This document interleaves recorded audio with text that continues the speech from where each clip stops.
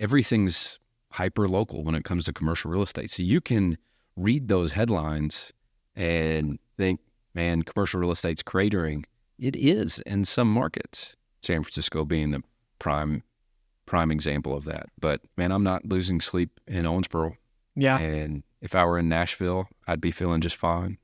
Texas, I'm feeling just fine. There's plenty of, where there's job growth, you're generally okay. Hey, this is Bo Barron, owner and managing director of Barron Commercial Group. And he's zoning out right now, but that's Timmy Barron, ADHD, actor and comedian. Oh, are we doing that? I'm already done with this. Hey, let's start over. Hey, this is Bo Barron, owner and managing director of Barron Commercial Group, and then this is Timmy Barron, owner, and I don't own much. I'm an actor. I'm learning about commercial real estate. He's teaching me about commercial real estate. What's the name of our podcast here? Commercially Speaking. All right, let's do it. What a train wreck.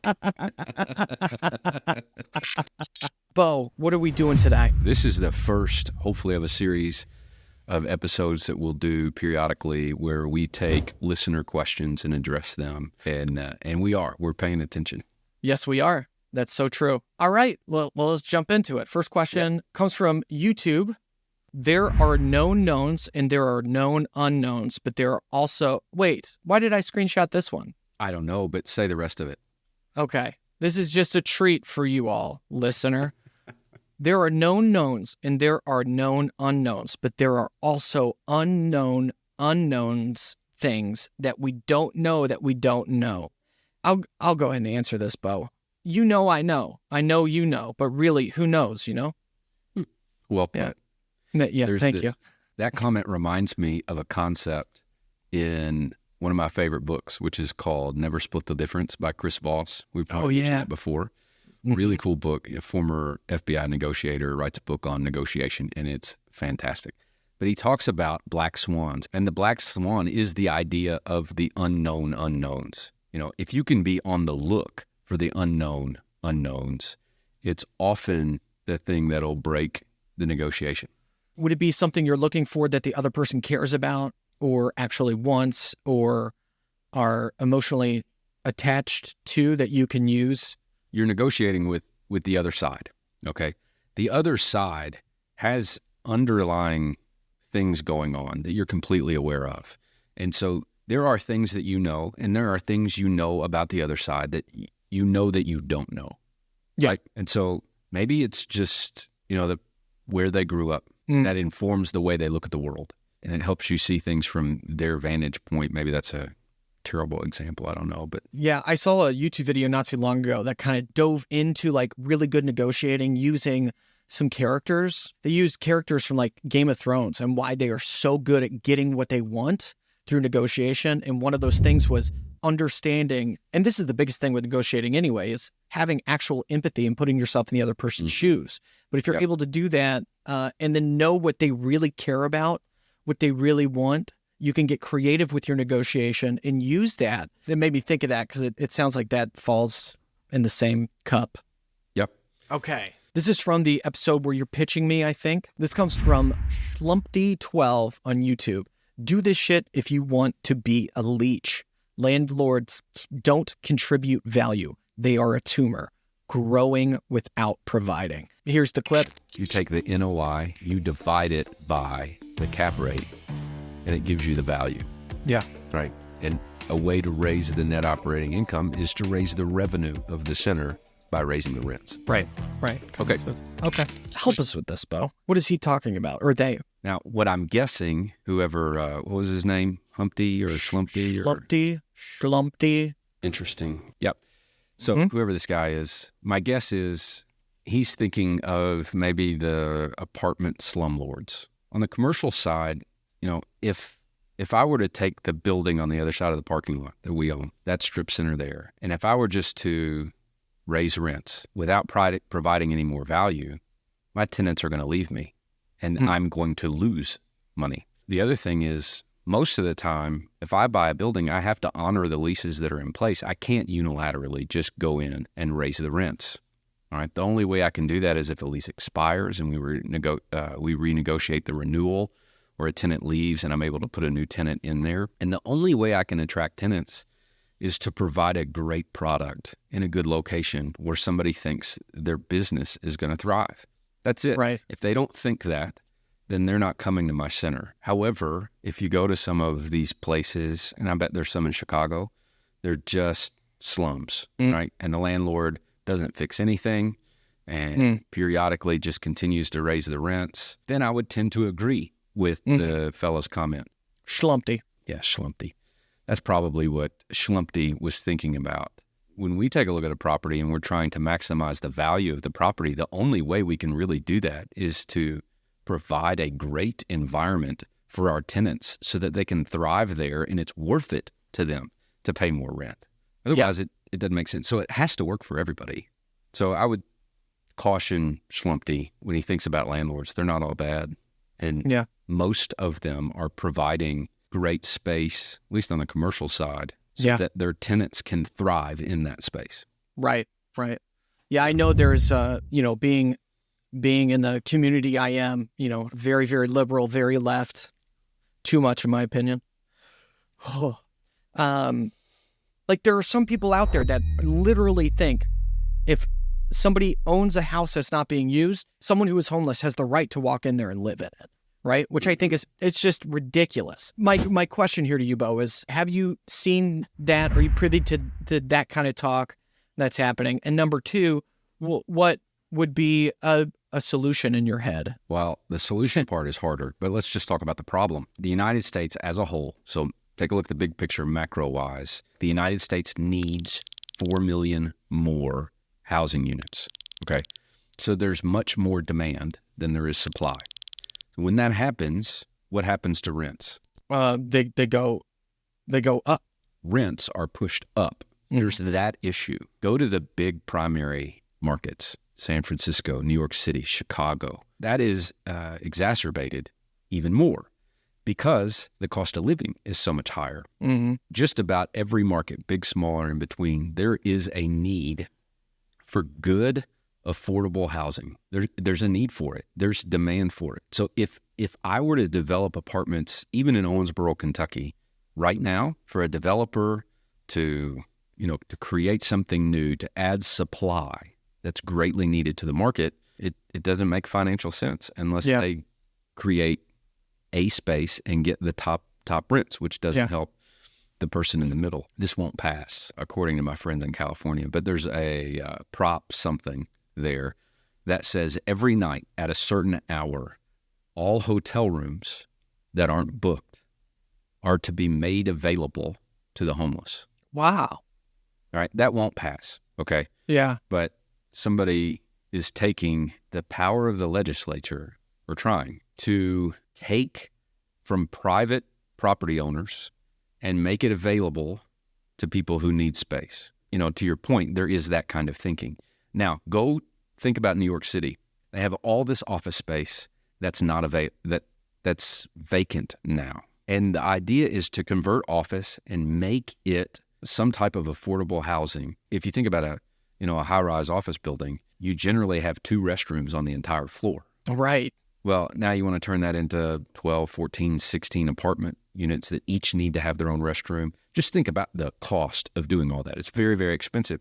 If the city of New York wanted to incentivize developers, they could do that. They could put some public money into that to help, and they're deciding not to do that. It's a very complex problem, and it's almost everywhere a problem. Yeah. The solutions are hard to come by. And I think we're going to see some conversions from other product types to multifamily to try to help do that. And there's always the low-income housing tax credit system, which is onerous and complicated.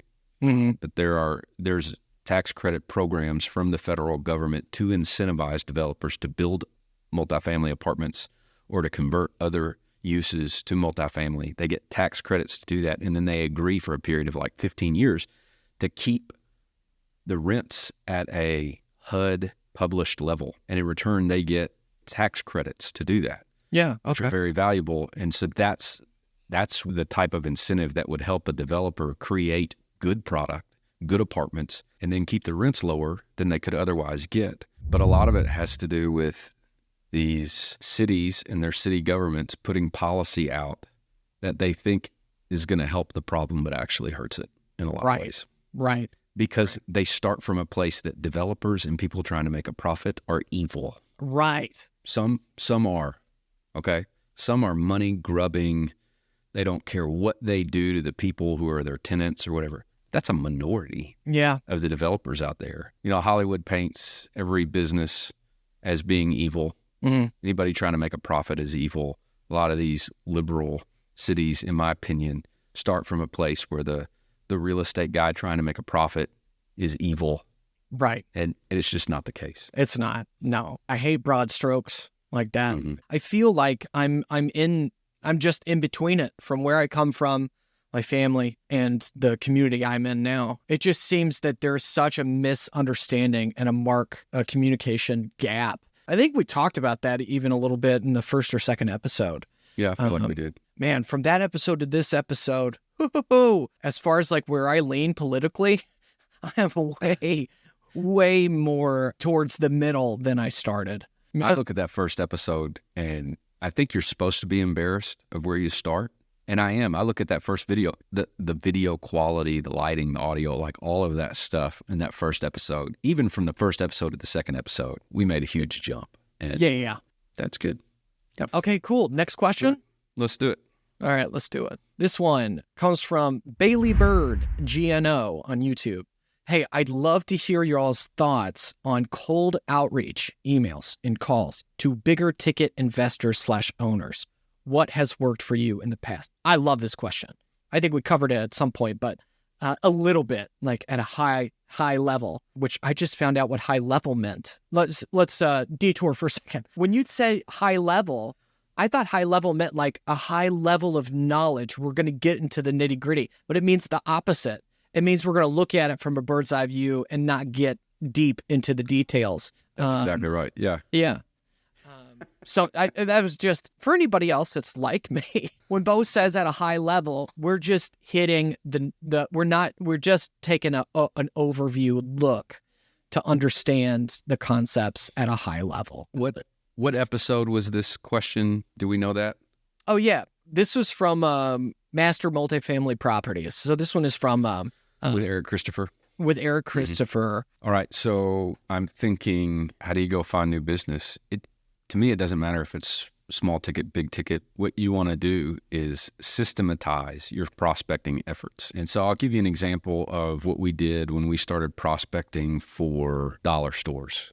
This probably goes back 08, 09, 2010.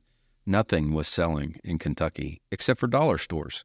And so when you look around, I want to be prospecting in an area where there's good transactional velocity. You know, if nobody's buying and selling office space, like I don't want to be going after office business. Right. You know, here's the system that we came up with. One, we built a database of all the dollar stores, so Family Dollar and Dollar General. Let me clarify, because Dollar Tree is what I think of a dollar store. Everything is a dollar. So when you say dollar stores, what specifically are you talking about? We're talking about Family Dollars and Dollar General.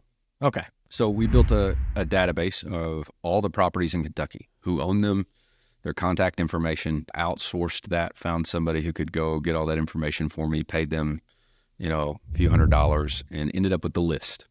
All right. So now I have a database of all the properties that I'm trying to win business from. And I want to reach out to every one of these people and see if they're willing to sell. Before I crafted anything to reach out to them, I had to spend some time considering what's the profile of the person who owns a dollar store in Kentucky. Try to figure out what their pain points could be. What are some of their issues? What are some of the things that could concern them? And once we, at least guessed at some of that, then I wrote a prospecting letter. I remember there was this buddy of mine, Peter Colvin in Michigan, who had been doing this for a while, and he used a letter, and I was like, hey man, would you share that letter with me? And he just gave me the letter. We tweaked it, turned it into a version of our own. The original ChatGPT. Oh, Pete. And our system looked like this. We sent out 30 letters a week. I had an assistant at the time. She would hand address all the envelopes, because the U.S. Postal Service will tell you that if you hand address the envelopes, you get a higher open rate. I would sign the 30 letters and then hand them back to her. She would stuff the envelopes, put them in the mail. I think she did that on a Wednesday. In the letter, the PS said, by the way, I'm going to call you next week. The reason I told him I was going to call him next week was I wanted to demonstrate that I follow through on what I say. Yeah. So I'm giving myself that opportunity. Told you I was going to call you next week. I'm calling you next week.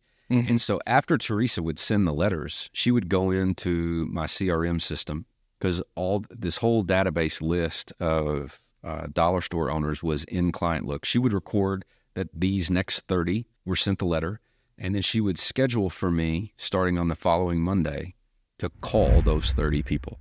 And so I'd show up on Monday, and there's my call list, and I would just start making the calls. And I would make sure by Friday I'd called all 30 of those people. And that's not hard to do. That's like 6 people a day. And most of the time, I'd be done by Monday at lunch making those initial calls. And if I got voicemails, I'd leave a voicemail, tell them I'm going to call them back, and I'd try them again in a couple of days, or whatever the cadence was. Yeah. And that was a very effective system. And that's simple.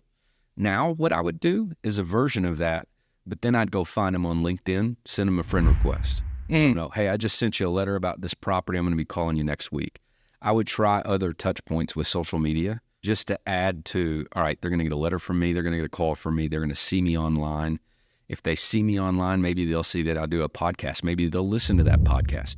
Maybe now that they've listened to the podcast, I've got more credibility and they understand that hopefully I know what I'm doing. Mm-hmm. And all of that helps in getting them to take my call or return my call. Or if I do get to talk to them, that everything is just warmed up because of some of the content that I put out there. And then just work it. Just to give people a point where they can go get more information. When I created that, I was being coached by the Massimo Group. Rod Santamassimo at the time was my coach, and he helped me put that in place, and it was very effective. And the Massimo Group still coaches systematic prospecting. Nice. And so if anybody really wants to take their brokerage to the next level and really dial things in and become more effective and efficient, the Massimo Group's a great place to look. Massimo Group, MASSIMO. Dashgroup.com. Dashgroup.com. And you know what? We'll put it in the show notes. Yeah, so you just go down there and you can click on it. Mm-hmm. I'm sure Rod will appreciate that. Santa Massimo. Santo Massimo. Massimo Group is not named after Rod. No, Rod doesn't even rhyme with Massimo. Yeah, that makes no sense. I was so proud of that joke. Before we move on, I just wanted to say, you were saying that creating your database being the first step of getting to a prospecting letter in this system. Would you say the step before that is identifying what the market is doing? I would. Yeah. If you're wondering what to specialize in, you need to ask yourself 3 questions. We talked about this before? I don't know. Moving forward anyway. Okay. Question number 1 is, what do I like? List your top 3. Now ask yourself, what am I good at? All right. There are some brokers that excel on the relational part of the business. All right. That's actually a weakness of mine. And if that's your strength, there are certain property types where the transactions are much more relational than others. Mm-hmm. Okay. Single tenant net lease. That stuff is pretty simple to underwrite. Maybe something like that fits your skill set better. Me, I'm better at the financial analysis, the underwriting, the numbers behind all that stuff. And so the more complex the property, the more suited I am to maybe have an advantage with that property. So I like multi-tenant buildings where there's a bunch of leases, apartments, self-storage. There's just a lot more numbers involved. So we're looking for overlap here. If you love industrial and your skill set starts to fit with industrial, then that's a clue. The third question is, where's the transactional velocity? If you love office and you're great at office and no office properties are moving, well, congratulations. You can be great in a space where nothing's happening. So if you ask yourself those 3 questions and you come up with your top 3 in each one of the answers, now see where there's overlap. And as long as there's transactional velocity, I think you've got something that's worth specializing in. Would you say that top producer Todd Humphreys, first of all, he's only been with you like 4 years. 4 years, yeah. Would you say that his strengths complement yours? We do not have the same strengths. Mm-hmm. And it's a nice compliment. Yep. Yeah. This would be a great segue for this next question. All right. Well, let's hear it. This is from Yawner812. Starts off with some very nice compliments. You all can read it because here it is right here. The question, I had a question for Bo. How can I create a team like the one you have?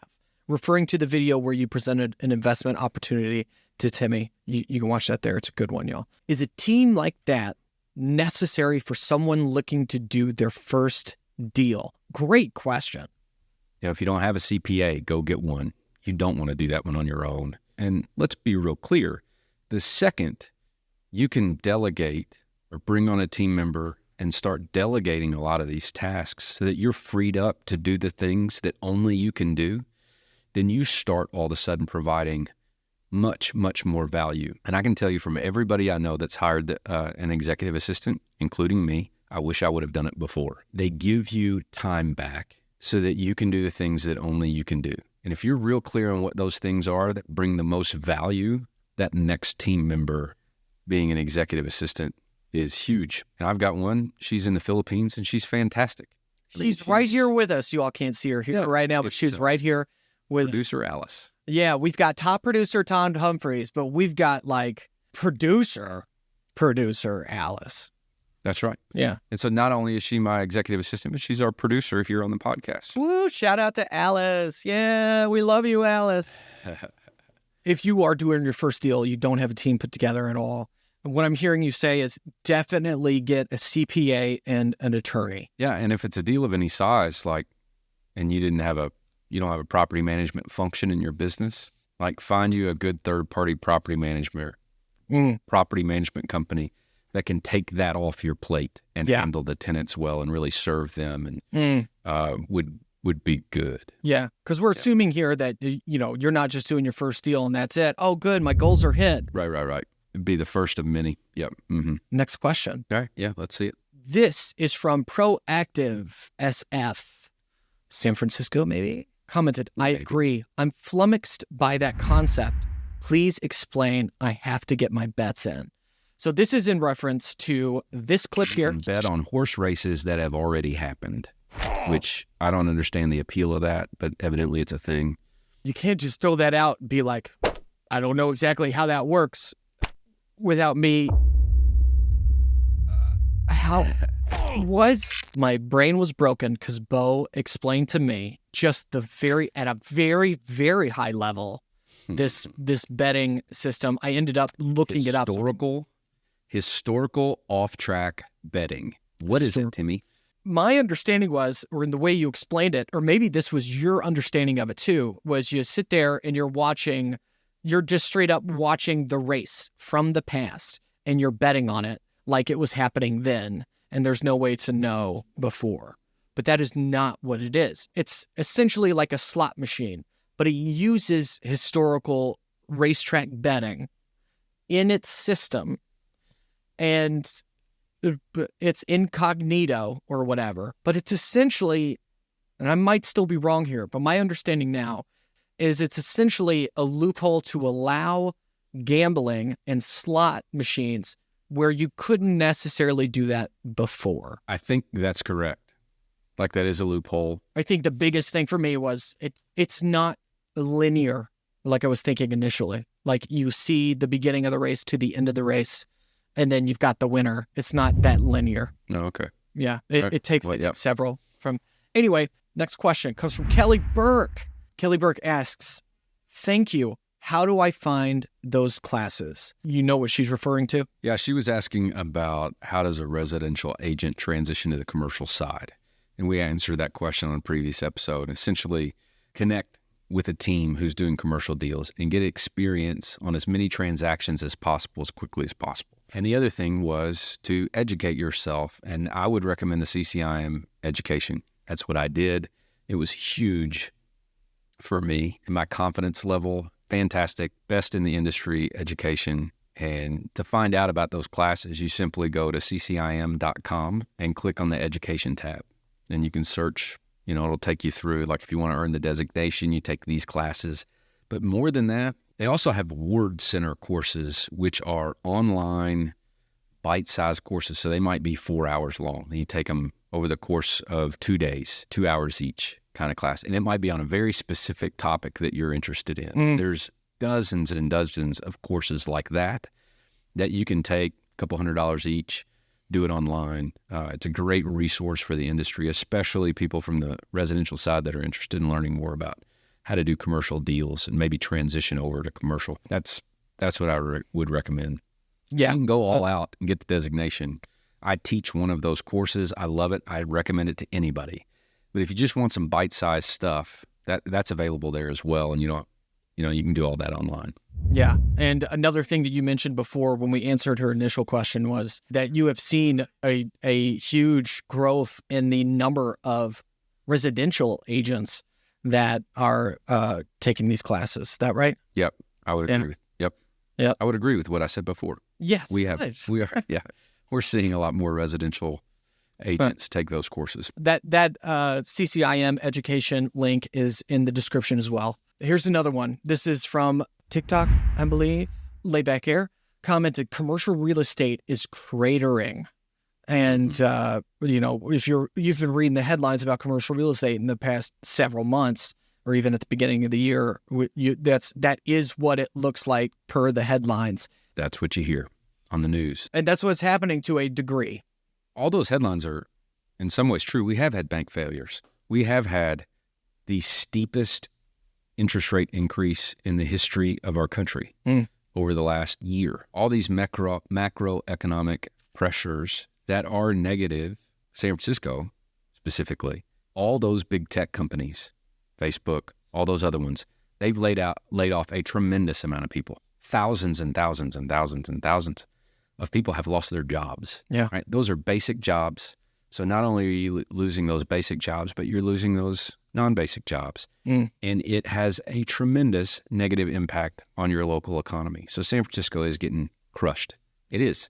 Yeah. But Nashville's not, right? Because they still have job growth. Owensboro, Kentucky is somewhat insulated here, right in the middle of the country, and we're as stable as it gets. So while investors here are having to pay a higher interest rate, deals are still getting done. Owensboro's not losing a bunch of jobs, right? So everything's hyper-local when it comes to commercial real estate. So you can read those headlines and think, man, commercial real estate's cratering. It is in some markets, but in most markets, it's not, especially if you have job growth.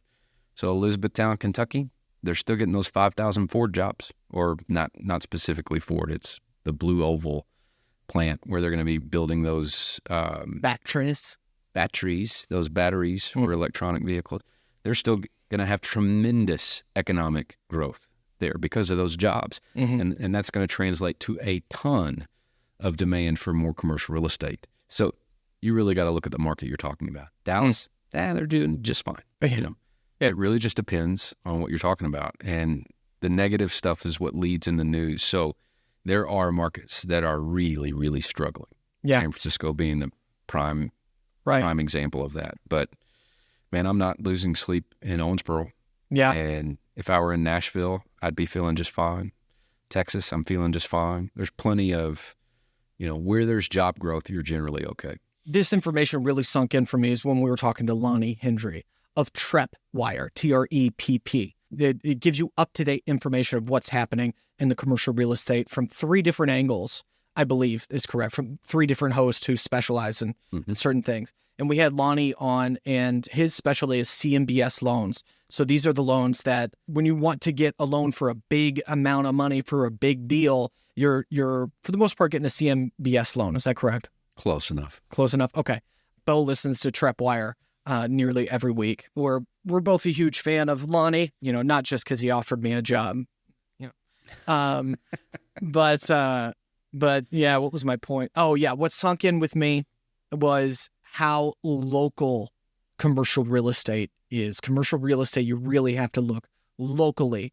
And Casey Conway reinforced that you've got these big companies, these big banks that do these big loans, but then you have your local community, your credit unions, the bankers that that you've worked with, that You're not just another person coming in. They know you. And the relationship of commercial real estate with those local people and the people that you know really has nothing to do with a lot of those headlines, or it doesn't, it just is not an effect. So I think that's very important for anybody who's interested in getting into commercial real estate, whether investing, becoming a broker, or just going into it at all.